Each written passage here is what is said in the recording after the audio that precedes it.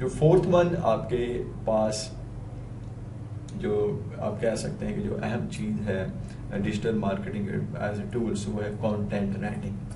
Content writing क्या होती है? Content writing is a type of marketing that involves the creation and sharing of online material such as videos, blogs and social media posts that doesn't explicitly promote a brand, but it is intended to stimulate interest in its products or services. अब होता क्या है कि people जो उनसे हैं content मुख्तलिफ किस्म के क्रिएट करते हैं वेबसाइट के ऊपर, उसको शेयर करते हैं उस वेब, और उन कंटेंट को फनी बना देते हैं, इंटरेस्टिंग बना देते हैं, या कोई एक यूनिक किस्म का बना देते हैं ताकि लोग उसके कंटेंट को पढ़ें। अब उस कंटेंट के अंदर क्या हो सकता है कि आप अपने एक्सपीरियंस को पर्सनलाइज कर दें, कोई स्टोरी बता दें, अपने ऑडियंस को आप कुछ सिखाएं। तो जो कंटेंट राइटिंग है ये एक बहुत ही यूनिक किस्म की होनी चाहिए आपकी वेबसाइट के ऊपर। आपने अपने वेब पेज बनाया, वेब पेज में आपने 15 से 20 लाइन्स लिख दी, अगर वो एक डिस्क्रिप्टिव फॉर्म में आपने लिख दिया और उसके अंदर आपने कोई यूनिक चीज़ नहीं बताई, तो गूगल का जो कीवर्ड सर्चेस का जो सॉफ्टवेयर है वो आपकी वेबसाइट के ऊपर बहुत कम राउट होगा।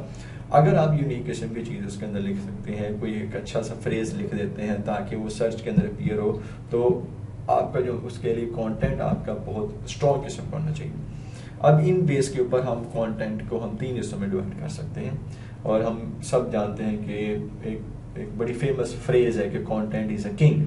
तो हमने इस अपने कंटेंट को किंग बनाने के लिए आपने इसको 3 हिस्सों में डिवाइड करना। एक तो सबसे पहले होता है जिसको हम कहते हैं टोफो। टोफो क्या होती है? Top of the funnel content, यानी कि आप एक वेबसाइट इसको एज ए फनल लें, ठीक है, और इसके हमने 3 हिस्से करने हैं। सबसे पहले top of the funnel content. Top of the funnel content के अंदर क्या करते हैं कि आप बिल्ड करते हैं ऐसे कंटेंट जो यूजर्स के लिए एक इनोवेटिव अवेयरनेस दें, इनोवेटिव किस्म का आइडिया दें यूजर्स को, और वो क्या करे कि अपनी चीज़ को परचेज कर लें। अब इसके अंदर आप क्या कर देते हैं कि कस्टम राइटिंग करते हैं, ब्लॉग्स क्रिएट करते हैं, ठीक है, अपने जो सब ब्रांड है उसको पोजीशन इस तरह कर देते हैं कि आप एक मार्केट लीडर हैं, और या फिर आपका जो सब ब्रांड है मार्केट के साथ बहुत ज़्यादा रेलिवेंट है और उसकी नीड के साथ बहुत ज़्यादा रेलिवेंट है।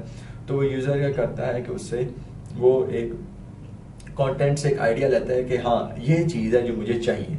तो इसलिए जो टोफो है, टॉप ऑफ द फनल, जो आपका top of the funnel content है वो इतना स्ट्रांग होना चाहिए और इतना क्लोज होना चाहिए उसके ट्रस्ट के साथ कि जो कंज्यूमर है वो उस चीज़ की तरफ अट्रैक्ट हो, ठीक है। तो टोफो जो उनसे हैं वो in the form of e books हो सकते हैं, ब्लॉग्स हो सकते हैं, या कंज्यूमर फीडबैक हो सकता है, या टेस्टिमोनियल गाइड्स हो सकते हैं, वीडियोस हो सकते हैं। इसके अलावा टोफो के बाद जो दूसरी चीज़ आती है उसको हम कहते हैं मोफो। मोफो यानी कि middle of the funnel content. इसके अंदर आप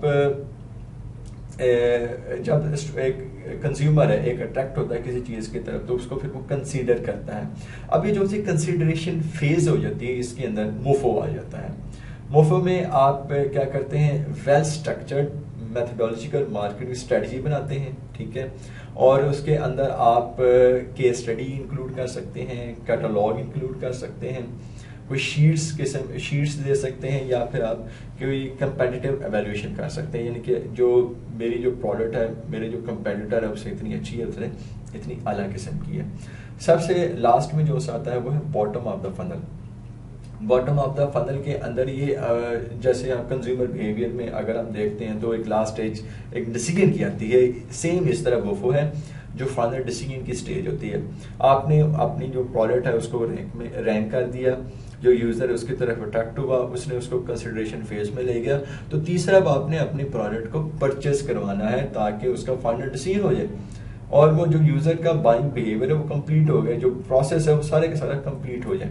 तो उसमें आपने क्या करना है कि अपना जो प्रोस्पेक्टिव बायर है उसको वेल इन्फॉर्म कर देना है, ठीक है, कि आपकी ये जो नीड है, मेरी प्रोडक्ट इस नीड को मैच करती है, अब आप इसको परचेस कर लें। इस पे ऊपर फिर आप उसको इंगेज कर लेते हैं। इंगेज किस तरह कर लेते हैं कि मसलन आप जो ये जो आपका सेल्स रिप्रेजेंटेटिव है वो उसके क्लिक से आइडिया लगा देता है कि जो यूज़र है ये इस स्टेज पे पहुंच चुका है, तो उसके एक ईमेल आप जनरेट कर सकते हैं या आप पॉपअप मैसेज भेज सकते हैं। तो इस तरह करके आप अपने जो जो आपका कंज्यूमर है उसको आप इजीली तौर पे अपनी तरफ गाइड कर सकते हैं या अपने पास लेके आ सकते हैं।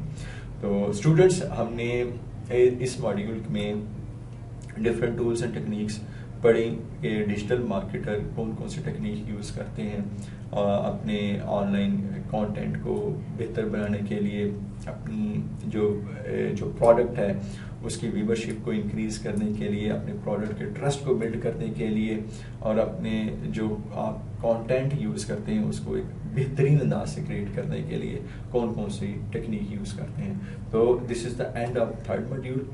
अपना बहुत बहुत ख्याल रखिएगा। Take care. अल्लाह।